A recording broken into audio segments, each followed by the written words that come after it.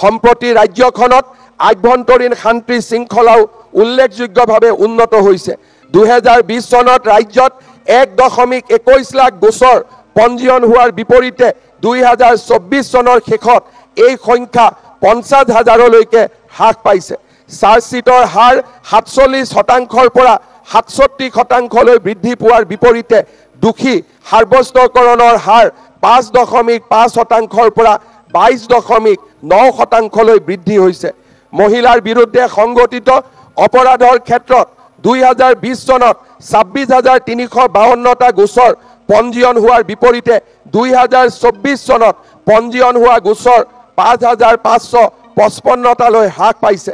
বাল্য বিবাহৰ বিৰুদ্ধে চলোৱা অভিযানৰ ফলস্বৰূপে 6,500ৰো অধিক গোচৰ পঞ্জীয়ন কৰা হৈছে আৰু 95% গোচৰৰ অভিযোগনামা দাখিল কৰা হৈছে। 2021 চনত স্বাধীনতা দিৱসৰ পতাকা উত্তোলন কৰি মই অসমৰ জনগণক প্ৰতিশ্ৰুতি দিছিলোঁ যে 2026 চনৰ ভিতৰত অসমত বাল্য বিবাহ সম্পূৰ্ণৰূপে বন্ধ কৰা হ'ব।